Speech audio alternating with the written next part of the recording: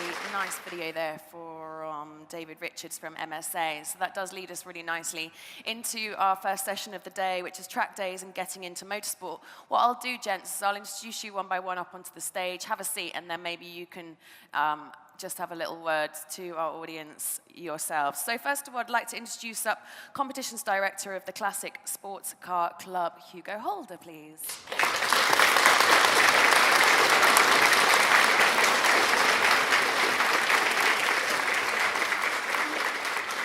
My name is Hugo Holder, and I'm the Competitions Director of the Classic Sports Car Club.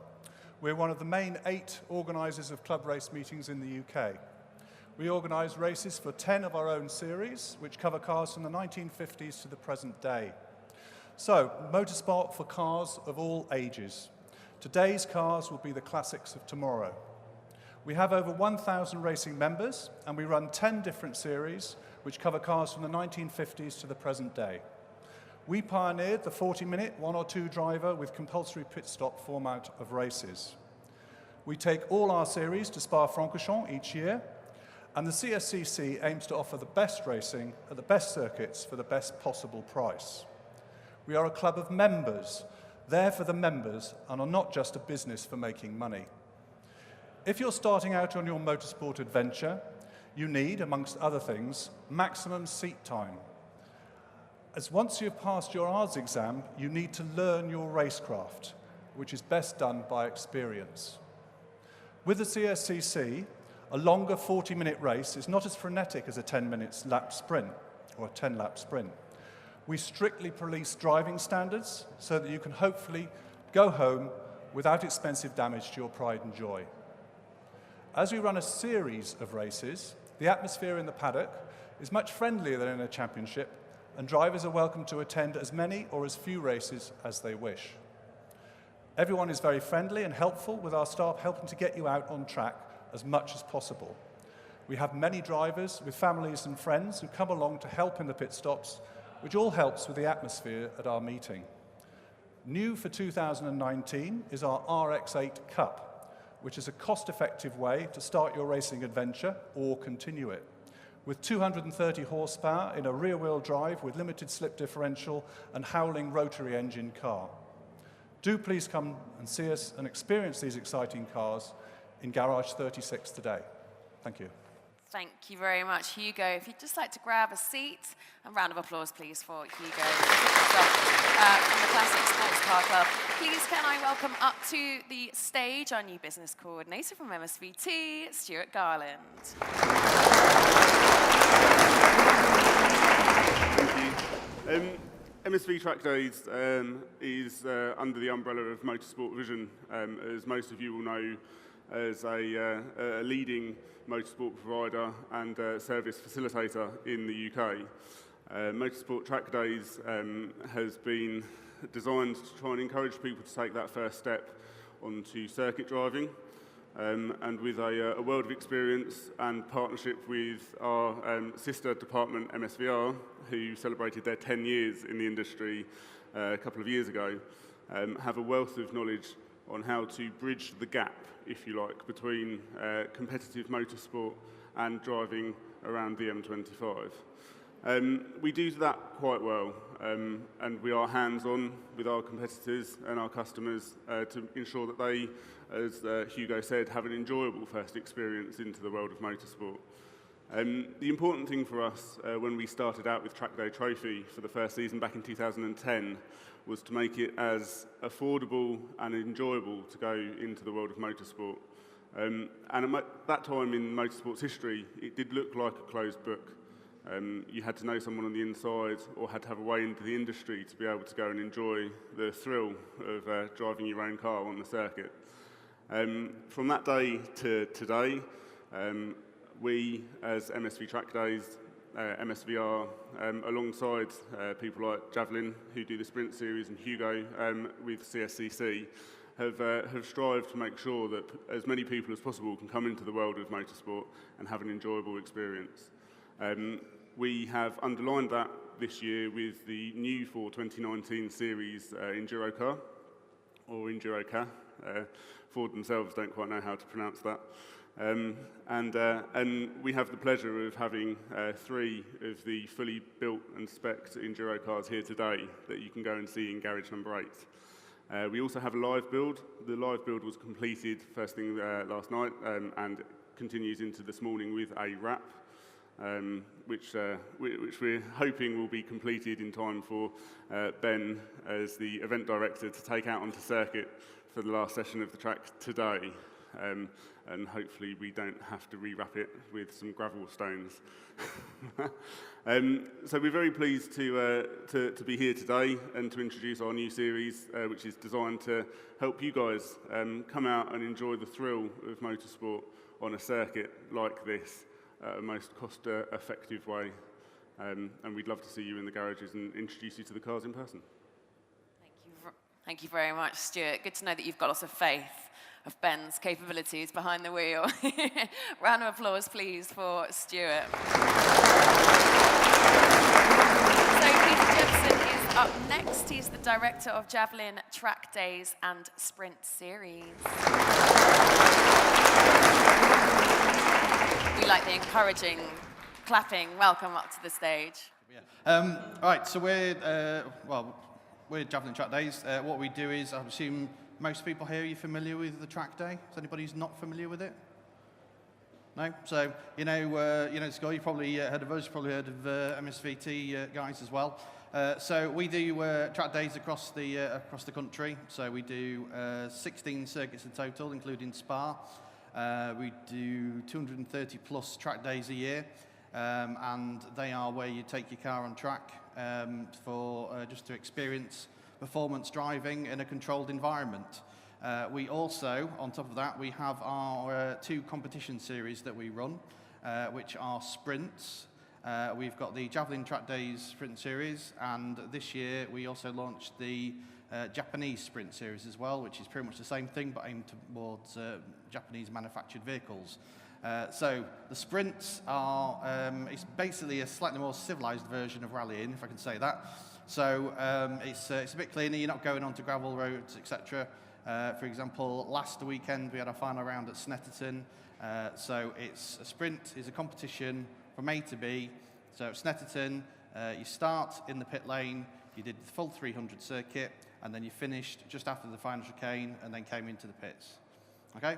So that's pretty much the layout that we have. It's a sealed surface. We're not going down gravel roads and things like that. So we try to keep the series as simple as we can. We don't actually operate under the MSA, but I do agree with what David Richards said in his opening statement there, in that motorsport does need to be affordable and accessible. I think certainly from when I first got involved at a very young age, I think it's kind of drifted to the point where it's a bit more about money sometimes, but we like to keep things accessible so that anybody can join in. Okay, with our sprint series, we did, well, initially, probably about a year and a bit ago, I think we had a discussion with Ben about possibly even running a sprint here today.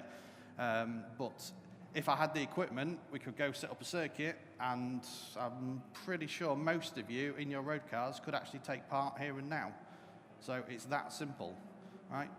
We have licenses which you can get on the day, so you can make a later decision to enter. You don't have to go through the process of applications, etc. And our regulations are pretty much based around the safety aspect of the events.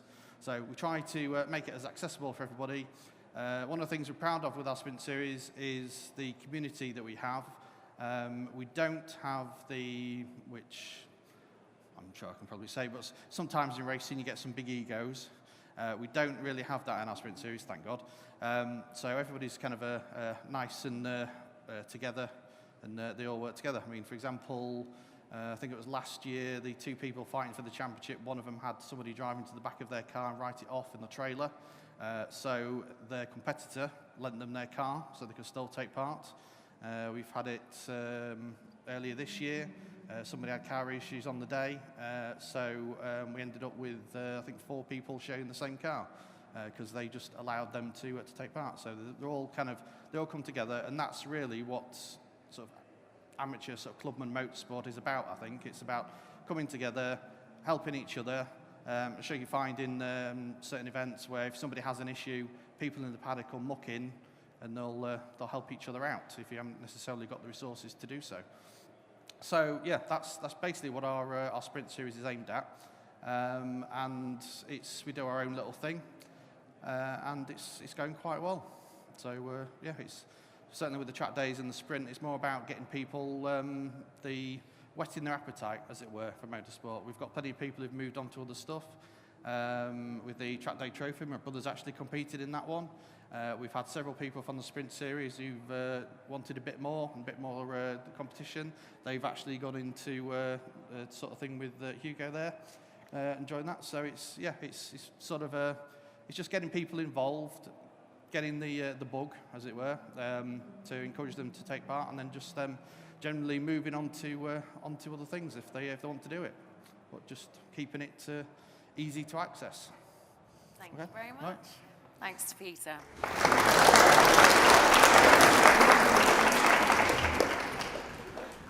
Can we now welcome up Scott Mansell, please, Formula One test driver and founder of Driver 61.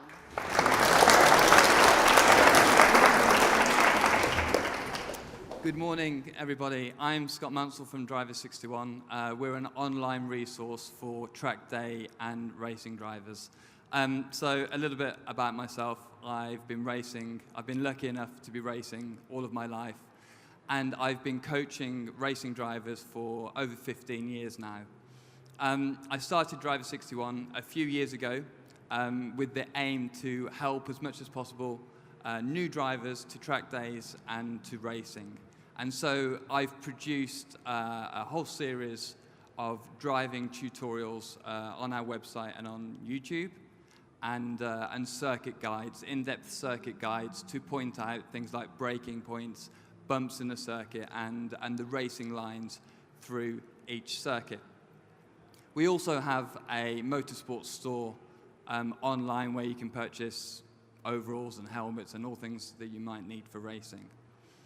So we've been lucky enough to have quite a lot of success online, and we've helped thousands of drivers around the world be safer, faster, and more consistent with their driving, which is what we're all looking for when we're out on the circuit. We also offer coaching and one-to-one training through the website as well. We have a stand just in the other hall down here, stand number 23. So if you do have any questions about driving technique or any specific questions about the fastest way around a racetrack, please come down and have a chat with me a little bit later on today. We also have a professional level simulator on there that we actually use for training racing drivers.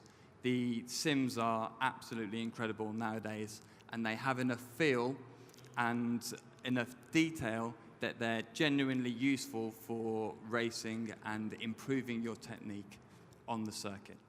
So if you do have any questions about technique, please come and see me later on, and enjoy the discussion. Thank you very much to Scott. So I think we can all agree that we've got eight very capable hands, 4 very capable speakers of helping us just learn a little bit more about getting into the world of motorsport. So I'm going to actually come over here and just join you. I'm sure you guys will be free-flowing in conversation, but in case you need a poke, I shall do that for you. One of the things that I found great straight away is that all of you talk about the fact that motorsport is in fact more affordable than than what people maybe perceive it to be, and more accessible.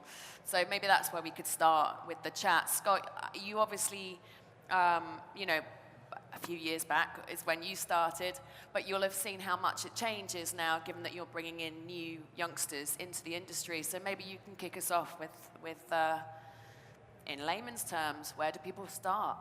Well, obviously, a lot of people start with track days or with karting. These guys obviously know a lot about bringing people into track days. And what I've seen when people do join the track days and they begin to get on circuit, they'll they'll make some mistakes. So looking at it from the training and tuition point of view, when you do get on that track day, obviously you want the experience and you just want to get out on the circuit to do as much as you can. But it is very important to try to get some training as much as you can to make sure that you're on the right track, pardon the pun, and make sure that you don't form any bad habits when you do first get in the car on the circuit. Hugo, something that you mentioned that I'll pick up on what Scott just said was about seat time and the importance of that. Yes, certainly what, as the CSCC, we do mainly 40-minute races with 1 or 2 drivers. As starting out, it can be very intimidating, I think, and you're there at a circuit, you're in a fast car, hopefully, you want to make an impression, you want to go out and you're a bit nervous.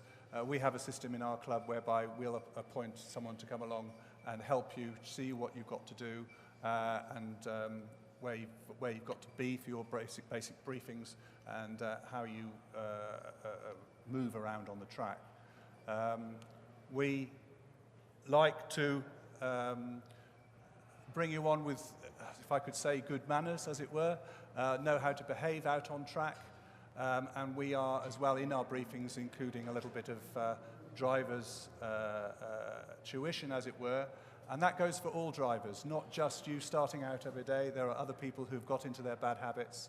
And we just have to make sure that people are aware when they're going into a corner, they check their mirrors, they are aware of what's going around and we don't have someone turning in on someone coming up the inside, cutting someone else off. That's how nearly all the accidents occur when you're racing at club racing and things like that. So we take it very seriously, and the last thing we want, and especially as a new person, if you go out and have an accident, you want to finish your race, get your seat time, get your experience, and go home with a car that's in one piece. And we strive to do that. Peter, you've got lots of opportunities for newbies coming into the industry, haven't you?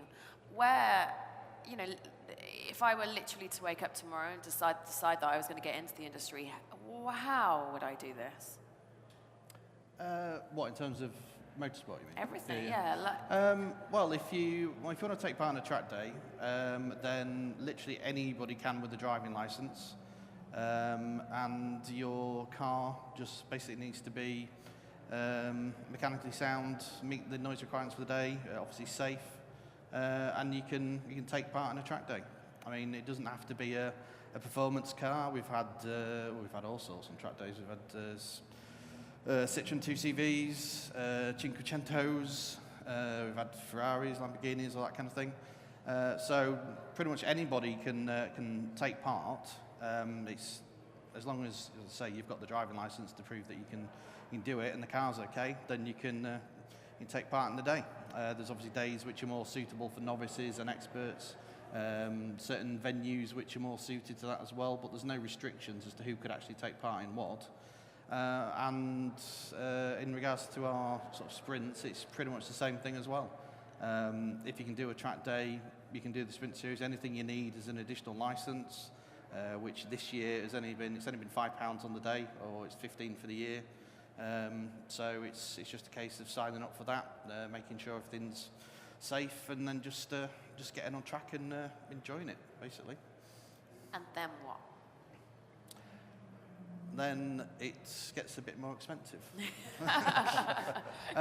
Yeah, from that point, yeah, I think it's important to mention, obviously, Motorsport Days is live, is kind of focused a bit more towards the racing side, but there are lots of other forms of motorsport that people can take part in as well. There's rallying, hill climbs, sprints, rallycross, that kind of thing.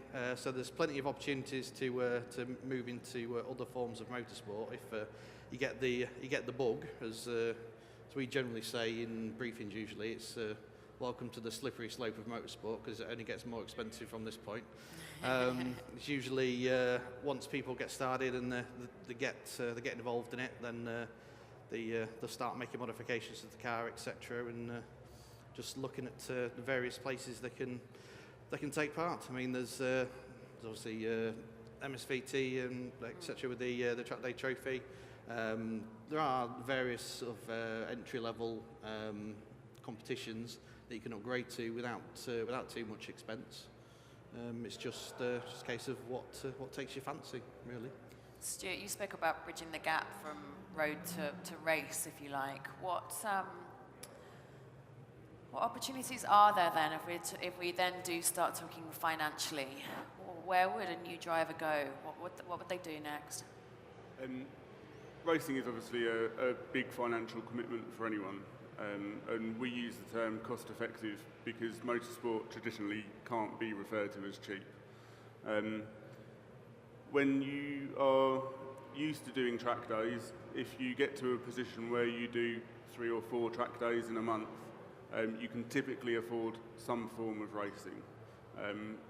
Budget cost, low-cost racing is on the increase at the moment. There are many clubs that offer at least one, if not multiple, options for the racing driver or the hobby racer that is on a tight budget. The one thing that I would probably suggest is go and do track days. Go and do the track days. Go and enjoy yourself. If you find that you've got the bug, as Peter said, then you can expand your knowledge on where you want to go racing. Yeah. Do the research, go along and have a look. All of the clubs involved in motorsport, all of the teams in motorsport will be happy to talk to you for days on end about their experiences. Yeah. And as a novice looking to get into that, and I know Hugo said that it can seem to be quite daunting. But when you get involved, when you go and speak to people, you realise that actually that isn't the case in a large proportion of club racing in the UK anymore. Peter says that his paddocks are full of friendly, welcoming people. Yeah. We say the same, and I'm sure Hugo would agree. Yep. For every person that does have an ego and takes it maybe a little bit too seriously, there are 10 in the paddock that don't. Yeah. And it's about going along with no misconceptions about what it means to be in motorsport, finding your feet, talking to people, and finding a formula that works for you. There are plenty of low-cost options. Trackday Trophy, for example. This year we ran a season with the races costing just over £300. Oh wow. Now split between 2 drivers, as our formula allows, that's a very cost-effective way of going racing and getting into motorsport. If you find that that's not for you, then obviously Peter's sprints. There are auto solos out there. There are plenty of other ways that you can go and have a look, go and get involved. But the one thing that I would say is always make sure that you keep your eyes and mind open to other opportunities, because there's a wealth of racing opportunities out there, and that would be the one thing that I would say to people. Make sure that you're happy and that you enjoy it, because it's a lot of money to go and race if you don't. Yeah. Hugo, do you want to pick up on that? Yes, I'd just like to say something particularly as Scott was mentioning, Scott, and what you do. When I started racing quite a while ago, I made it up as I went along. I went out, saw a car in front of me. I thought, well, if he can get round that corner, so can I. So I'm going to tag on behind him, and I got quicker, and you will get quicker. However, I cannot stress enough, really, to get someone who knows what they're doing, someone who can teach you the correct lines, how to approach a corner, whether it be in a wet condition or in a dry condition or whatever, is worth so much more. And it seems like a lot of money sometimes you're putting up front to go for tuition. It's worth every penny of it. I really would say that. And I'd urge anyone who's starting out, yes, by all means go out, get your car prepared and everything else. The other thing I would say is don't expect to win first time out. The big mistake that a lot of people make is they go out, they buy the car, they spend thousands on getting the biggest, most powerful engine and everything else. They go out and then the engine goes bang. You've got nothing. You've spent all that money, you have lost your race entry fee, you're disheartened. You want to go out, concentrate on your racecraft for that first year, learning how to behave on track, be aware of what goes on around you, and get tuition. It's worth every penny, I really would say. I confirm that. Scott, you must have people coming from all different walks of life. Not everyone's born with a silver spoon. So What options have some of your drivers done in order to be able to get the advice from you? Well, on the driver61.com website, we actually have a series of 25 tutorials, hours and hours worth of content out there for free. Wow. So if the financial side is a bit of an issue, we give those tutorials away. And that they're there to be used in tandem with a coach as well, because having the theory is all well and good, but you do need to apply it to your time on track. So it's important to have the two together. And when you do spend your time on track, I find with a lot of drivers, they'll then really understand the theory side of driving. And as we've mentioned, it's obviously very important. The one thing that I will say about finding a championship, on the MotorSport Days website, there's a good list of all the options that are available. And this is a process that I've been through with a few drivers now. The important things are to look at the type of car that you want to drive, whether it's only mechanical grip or aero. The formats of the race weekend is very important, whether you're having two 20-minute races or an endurance race. And obviously the cost of the entry fees and the actual racing itself. And presumably you effectively handhold them up to the next step as well. Yeah, obviously as the drivers gain more and more experience, they generally want to try and get into the next category that they see above, whether it's club motorsport or more professional. But for me, I've been lucky enough to race some very, very nice cars and some very nice championships, but it's the racing, it's the close racing, that's all it is for me. You know, I did a race at Brands Hatch in a 1978 Formula Ford a couple of weeks ago, and it's one of the best races that I've ever had in my life. It was club motorsport, the entry fee was a reasonable price, and it's cheap racing, and it was absolutely fantastic. Gents, what are the options at the moment for, let's say we've got a driver who has done their track days and will continue to, obviously, getting their seat time, and perhaps they have started in club, but they want to move up and they want to become a professional driver. How? What's that route? Anyone can jump in. I think Scott's probably best to know. That's, in my opinion, it's quite a difficult route, and it's a long process. If you take a driver from not have been on track before, to get them up to professional speed takes at least 2 or 3 years with quite a lot of testing. So it does take some time. I think because people drive cars on the road, they automatically think that they'll be quick on a racetrack, and honestly, the two are completely separate, which is something that we try to help with Driver 61. So it does take some time and lots of track time to improve, and taking that next step, then you need to try and find some sponsorship or the financial help from elsewhere, which there's some information here on media training and trying to find sponsorship. Yeah, I have, when I was presenting and still obviously do presenting in some of the club championships, I had so many drivers come to me just saying, please can you help me get sponsors? If only it was that easy. It's a tough industry, isn't it, in that respect? I certainly wouldn't want to be the one out there trying to get sponsorship from nothing. I think there's a lot of people, if you do want to make it a career, which is somewhat different than what we're doing, although there are some people. We started off with Josh Files, who's now been winning German TCR and things. He started off with his father in a TR6 with us. I remember when he used to come along and started out doing his first race, and look at him now. So yes, it's for the professional driver. Something like us may be a first step, but you need to look at some of the high-profile championships, and you've got to plot a course. I think you've got to be extremely focused on what you're doing and extremely driven to actually get anywhere. To get sponsorship now, those are the sort of qualities you need, and you've got to knock on doors. And I speak to quite a few of the well-known drivers, and they talk about this, and they all say, you are up, and you were on that phone, you were on the internet. You've got to enjoy that process, haven't you?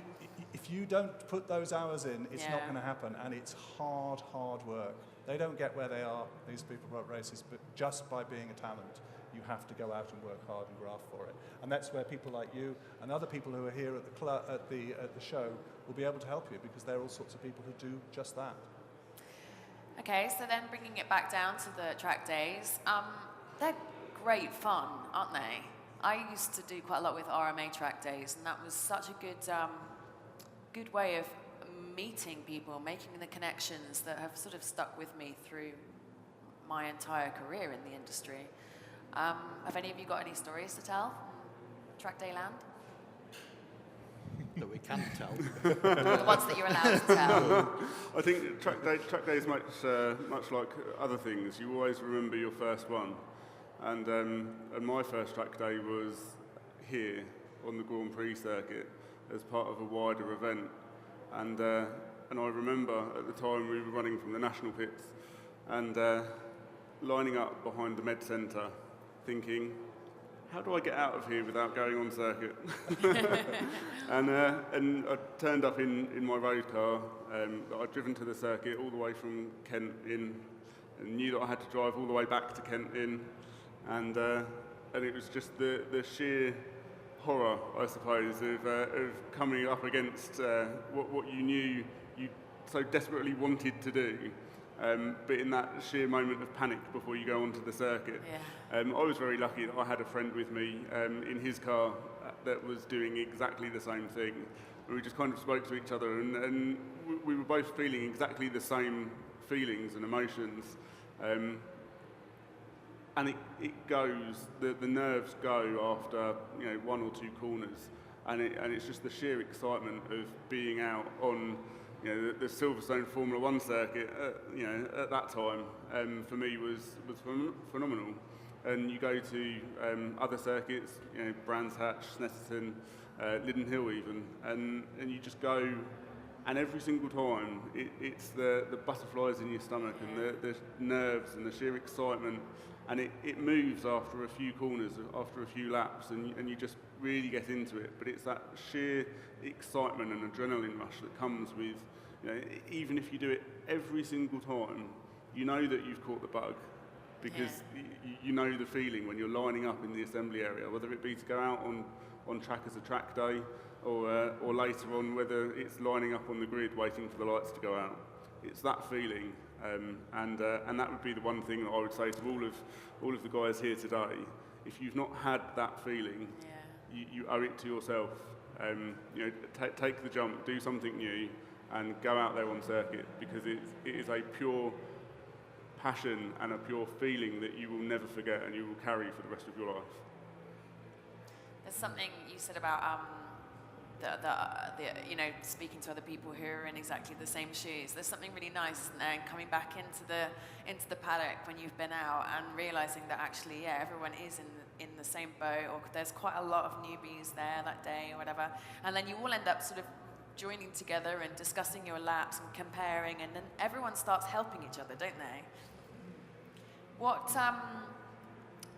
So quite a lot of I don't know how yours run, but quite a lot of the sessions or the track days have fast and slow sessions, don't they, as well? And some I know will offer some literal beginners half-hour sessions.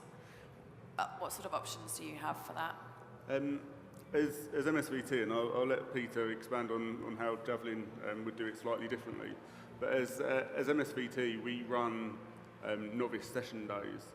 So rather than being in the position that I was, where you're going out in front of a few thousand people as part of a national show for your first session on track, you can do it in a relatively quiet circuit in front of other novices, and you can share that experience with them. We run it in 15-minute sessions throughout the day on a rotational basis, so that no one has the chance to get fatigued, no one starts to lose their concentration, the cars don't start to overheat, and you can really ease them into it in a way that a general car open pit lane day wouldn't allow you to do.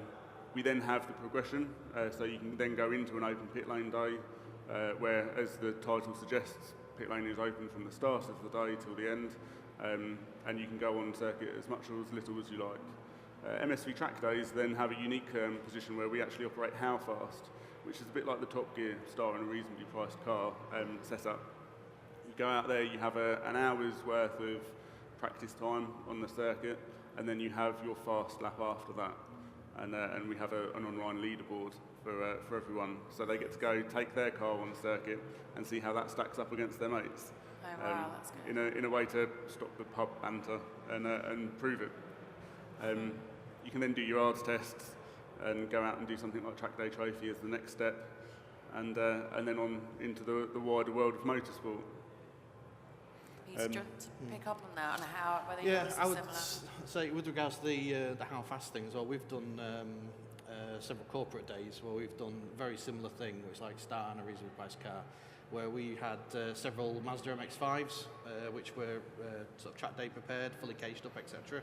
And we've done sort of the odd corporate day, and they've basically had just a mini sprint off on the side. And you get people turn up and they go, oh, an MX-5, oh, I'm not sure about that. No. I thought it'd be something a bit better, as it were. And then they go out in it and they come back and they're beaming from ear to ear and have a great time. It's you don't have to have a very expensive, powerful car to enjoy yourself. I mean, usually, most of the cars that make up track days, I'd say majority are probably Clios, MX-5s, a few BMWs. They kind of make up the majority of our sort of customer base because they're the driver-friendly cars, and you can get more out of that sort of car than you would necessarily something which is a bit more aggressive. So you don't have to go in for the more expensive stuff. You can just get yourself a cheap and cheerful track toy, and just enjoy yourself that way. And with regards to the track days themselves, obviously there are the session days. I'd say probably the vast majority of days now are probably open pit lane, I would say. So open pit lane runs slightly different in that it's literally that the pit lane is open. So the people aren't split down into groups. So everybody's free to sort of come and go from the circuit as they please, providing that they don't go over the maximum that allowed on the circuit at any one time. So there'll be experts, novices, fast and slow cars, all on track at the same time. And the way that works is that one of the important things to stress is track days aren't motorsport. They're a way of experiencing a similar activity in a controlled environment, but they aren't actually motorsport. They're a leisure activity for performance driving. So when you're on track, usually you can only overtake in a straight line, only on a straight, only under acceleration, not under braking, and not in a braking zone. There's a few exceptions with some of the circuits, like at Cadwell you can overtake around crest curves sometimes, because it's such a long part of the circuit. But it's a controlled environment. Everybody should be quite sort of gentlemanly with how they're going about it. And it just helps with the safety of the day, because everybody's taking their pride and joy out on track. Nobody wants to damage it, and it's usually fairly well behaved, not always, but yeah, they're generally not around for very long if they're not well behaved. But it's just a good way of just experiencing the activity. Because I don't know what it is with with the racing. Can you just drop in, or do you have to do the season usually? Say again? For the racing, can you just drop in for one event or some events, or do you have to do with us? Yeah. We're as we're not a championship, we're a series of races. Yes, you could, if you wanted to, just do one race in the year. Yeah. So that's similar to how we do the sprints as well, in that you don't have to commit to the whole thing. If you just fancy doing it as a one-off, you can do. So that does cut down on your costs over the year. And you can just dip your toe in the water, see if you enjoy it, and then if you do, then you can take it from there. That's a really good thing to have picked up on, actually. I forgot that I think quite a lot of people see a year and panic, don't they? And they have to have got an entire season's worth. But like you say, there are so many opportunities, aren't there, for just do one then this year. Don't put the pressure on. We have a system in CSCC called a taster. So if you do you have to be a member of the club. But apart from that, you would be as a series, a fee for joining the series for the whole year. And if you've never raced with us before, you can come along, do one, you don't have to pay. If you then decide you want to do another one, then you have to pay for the series. But we call it a taster, and you're not up for any awards. You can't win any awards. That's the downside. But at least you can have a go and see if you like it. I have In all the years I've done it and all the tastes I've done, I don't think I've ever had anyone who's got on that traffic, sat there, the lights have gone out and gone, I don't like this. They've all come back in and gone, oh my God, I'm hooked. So get out there and try. Yeah, I think with the racing, the only people who tend to not enjoy it initially are the people who've done something themselves, not the activity themselves. It's something they've done. So they've had say they've had a car issue, or they've accidentally gone a bit close to the AMCO as the one they intended.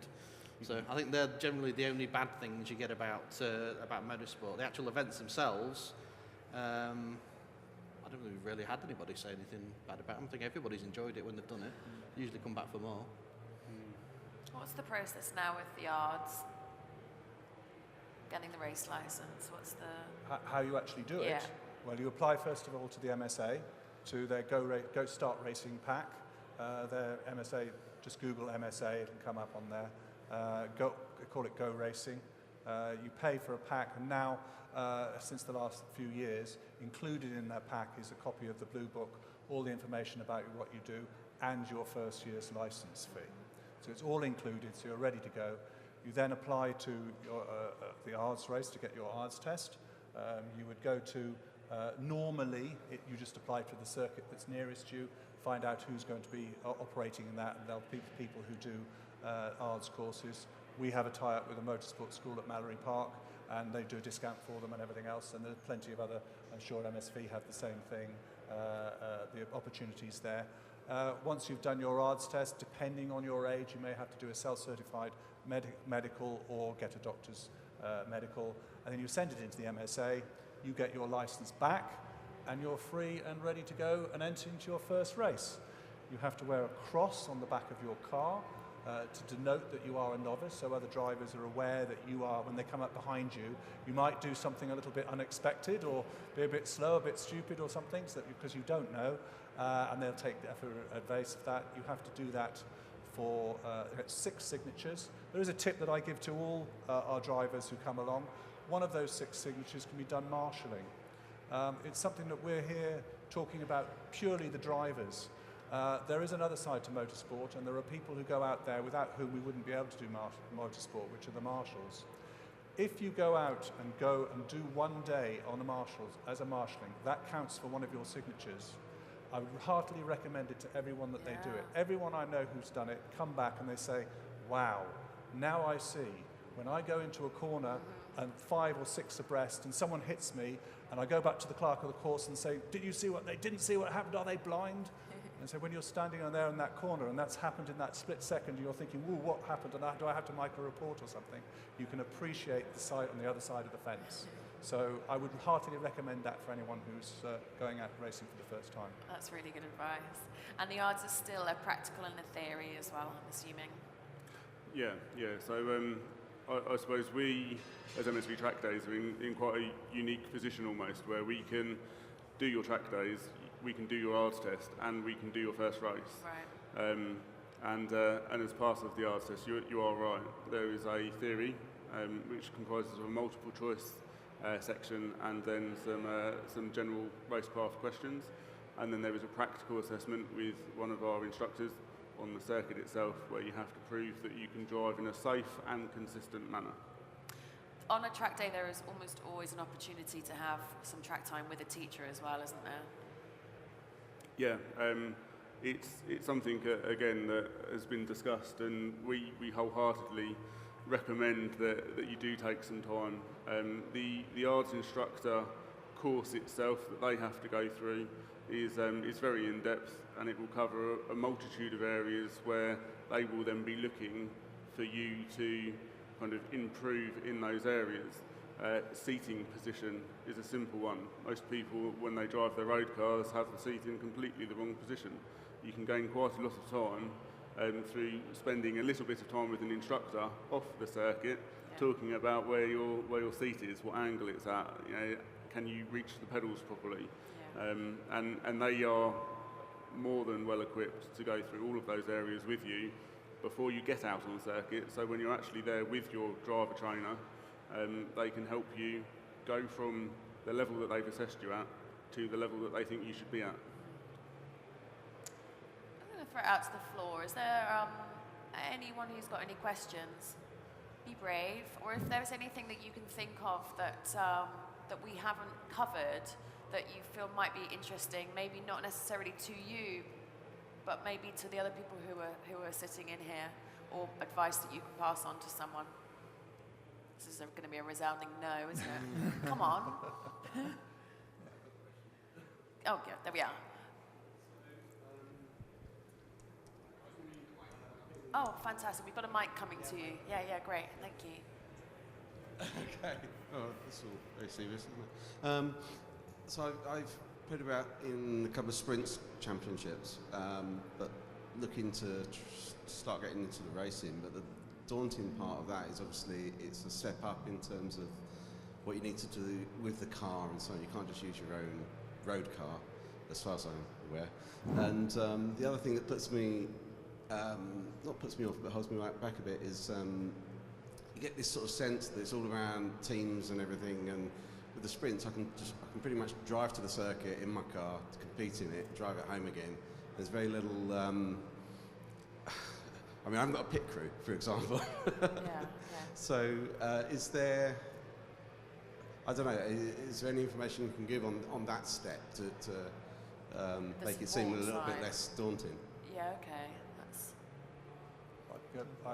I can certainly say, have you got a car that you want to race, or are you now saying, I want to look at a car to go and race it? I would, yeah, I mean, I don't have a car at the moment. I'd happily go out and buy a car, but that's not the part that worries me. I don't know, I mean, once you have your car, is there anything else that you need to worry about? Yeah, well, I mean, the reason why I'm asking is that if you've got, now there are various, as you mentioned earlier on today, most of the clubs do some form of an entry-level thing there for you. Now, obviously I can only speak about what we're doing. For instance, we're just starting this RX-8 Cup. It's a car that you don't need a team to work with it. You don't need a team of mechanics to get the car ready for you. You don't need a trailer, because all the cars have to be MOT'd. You don't need any space or a workshop at home to work on the car, because that's the whole idea behind the concept. Some people who don't have the money, they don't have the time, they don't have the space to work on a race car, they can go along with some spanners and a screwdriver. Apart from the race cage, which you have to have, everyone would regard you to have a cage. Normally that is best left best to a professional. All the rest of it is done. So we regard it in particular on a car for someone like yourself who is slightly daunted by the prospect of, oh, I've got to get new suspension and extra brakes, and how do I move forward with the car? The car is basically, apart from the cage, fire extinguisher, cut-off switch, it's standard. It's as it comes to fact. If you say, can I put bigger brakes on? No. Can I change this? No. It's standard. You don't have to do anything. We have a concept now, and there are other clubs who do the similar sort of thing. And if you can find a car that you like and there's somebody you come here and try them out, that's what this whole thing is about.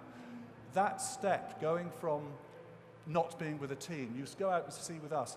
We have people who come, we have quite a few who still, even with one chap who's been doing it for the last 10 years, he still drives the circuit in his car.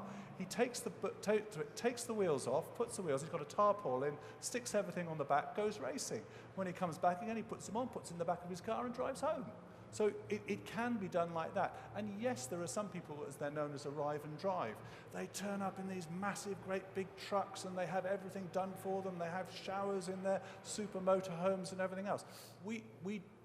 That is part of it. There are people with a lot of money. There are people who have no money at all, and everything in between. But what is interesting is certainly in running racing, you come across the complete spectre of financial abilities, that's right, from multi-billionaires, people who run multinational companies, to a person who's hardly got two pennies to rub together. He doesn't know if he's going to be able to afford to go racing at the end of the month if he's got the money to do it. When you get in that paddock, not only everybody stops talking about everything else. They're there to go racing. They're there to talk about cars. They're there to have fun. It's a great atmosphere. And please, I would say, don't be daunted. And one thing I would also say, if you haven't done it before, come to a race meeting, talk to the drivers, talk to the people who are running the place. Go in and say, obviously, don't attack a driver 5 minutes before he's going out to race because he's in the zone and he doesn't want to talk to you. But most people in club racing are really accessible, and they can tell you and they can give you advice. But I would say, with one caveat, when you're at a race, never take advice from another racing driver because he's going to give you bad advice. Your potential threat. That's really good advice. The one thing that I would also add to that, as Hugo said, when you're in the paddock, everyone is equal. So please don't be put off if you come to a race event and see the big Arctics, the big mobile homes, and that sort of thing, because in that paddock, everyone is equal. And I can tell you, and I'm sure he won't mind me name dropping here, but our Class B champion from last year is a chap called Gary Burstow. He attends every single race on his own. He comes with his car, he comes with his trailer and a gazebo, and he sets it up. And if he has a drama, one of our teams, either side or across the paddock, are always there and always helps him. And he's had some massive issues with that car in the past, and it has never missed a race because of it. He goes out to dinner with some of the other teams, and everyone makes him welcome. And I know that isn't necessarily unique to our paddock. I know Hugo's paddock would be the same. And that's why I would say, choose who you're racing with carefully. Go and have a look in the paddocks, because we're blessed with a friendly, fun paddock, and the same with CSCC. But there are some out there that may not be as accommodating. So do go to the races, do have a look. Have a look at the timetable and then pick your moment to go and speak to the drivers. They will be more than happy to talk to you. But don't be put off because 2 doors down has got an Arctic, because I almost guarantee you that if you need a blowtorch or a welder, they've probably got that too. And they'll lend it to you. Yeah, that's such good advice. Do you feel like that helps? Yeah, that's great help actually. It's very interesting. Thank you. Good. We had another question at the back. Perhaps we can pass the mic back. Thank you. I'm here from the US, and I have a software company that provides an online booking system for about 1,000 different car clubs, racetracks, and sanctioning bodies in North America. And one of the things that we struggle with is getting people who don't know about motorsport into the sport. So I guess the question for you, it's a little bit of a marketing question, but you each have products or experiences that are targeted for novices or new drivers. How do you actually find them? I think the people in this room, you don't have to sell on motorsport. Like, they're already excited about it, they want to participate, etc. But like in the United States, we have 220 million licensed drivers, and some teeny tiny fraction of those people actually have ever set foot on a racetrack or a sprint series course or something like that. So I'm just sort of curious, here in the UK, what are you doing to find the people who aren't here at Silverstone today, who could be the participants of tomorrow? I think with that kind of thing, we've found in the past that advertising to the general public is generally, well, it's pretty much a waste of time, because you've got to find somebody who's interested in that activity, wants to actually commit to do it, and has the will and the vehicle to actually take part in doing that. What we tend to find is, if they want to do it, they will generally come and find you. So it's just advertising your services and they will come across you naturally. I think when we've done general advertising to the public, I think the pickup rate's been like tiny. It's like possibly like less than 1% or something like that. So it's not, you've got to advertise to people who are interested in that market already, I think. I'd just say, I think the statistic from the MSA, I think there are about 10,000 MSA license holders in the UK currently. You're looking at a situation where you'd like to increase that number. I'm sure there's going to be a great deal of extra capacity there, but we are restricted in where we're talking specifically about circuit racing, unlike in the United States, where here we are very, very restricted in the number of circuits that we can have. And in fact, we've just lost one this year. Rockingham is now going to be no more. That is another one that's gone down the by. There are pressures on also, particularly from noise, on all circuits throughout the country. We've got a new one that's coming on stream, but that's in Northern Ireland. So again, there's a big stretch of water which is very expensive to cover across. We've got to look at what we've got here. If we were to, let's say, double the number of license holders and double the number of people who are going to be looking for races, as it is at the moment, it's extremely difficult. We are in a position, I think the same with you, Jay, trying to get dates for 2019, and we've already had things. The pressure on the amount of circuit time that we have at the moment is enormous. And there are certain circuits, which I know from MSV's point of view, that are booked, could be booked almost twice over. So it's not just a matter of getting people into the sport specifically, but if you're going to have people take part, you have to have that capacity. And in the UK, that capacity, I would argue, is probably not there. We've got just over 3 minutes left, so a speedy last question, or? I just want one last quick one. Can you hear me there okay? Yeah. Oh, there we go. So picking up on the earlier points, so we've followed a lot of the great advice that you guys have given us from a driver point of view. But one thing that we really struggle with is, you know, notwithstanding the fact that people do rock up with just themselves and their own car, we do need mechanical support, and we find it really, really difficult to find people that are willing to have the same commitment, I guess, from weekend to weekend on the engineering side. And I just wonder what your thoughts are, or whether you have any advice on trying to hook up with people that have no interest in being a racing driver, but have lots of interest in cars. That's a great question. I know Hugo mentioned earlier that CSCC run a buddy system for your first couple of meetings there. We have a similar setup where if you let me know that you need a specific assistance during the race event, we have a couple of brilliant teams within our family that we can pair you up with, who will then be able to give you that support and that kind of additional help over the course of the race weekend. So we can help you find them because they're with us already, and then we can pair you up with the team that best fits your needs if that's what you're after. And that way we can guarantee that you've got someone that, one, we know, two, we trust, and three, will do the job for you. So it depends on what car you have and what sort of racing that you're looking to do. But I'm confident if you came to me, as I'm sure Hugo would be confident if you went to him and asked the question, we would be able to pair you up with a team that we knew and trusted. And I think from what Hugo was saying earlier, you do get people who rock up with massive trucks and all the support, but there are people out there who will support sort of race drivers and race teams. I mean, my brother actually does that, Andrew. He supports several cars in several series. So if you can afford to do that yourself, you can do it for a lower budget, or you could, if you're doing the same series, you could get together and just have that person there to support your group, and then you know you've got that backup. So there are people out there, but you've just got to look around a bit for them. They're a bit spread out. Yeah, ask the question. Go to the race meetings. If you, I assume a lot of people, I want to get into motorsport, right?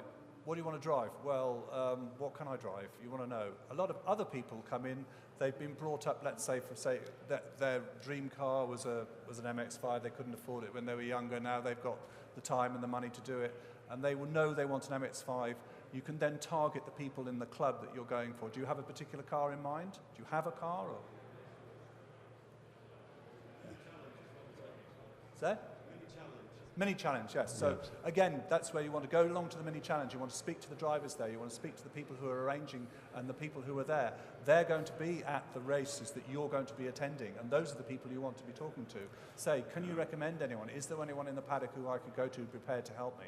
That's the thing I could do. So go to the races and talk to people. The one thing that I would also add there, the lad in our office, Alex Neville, came to me at the start of the year with exactly the same question and exactly the same championship.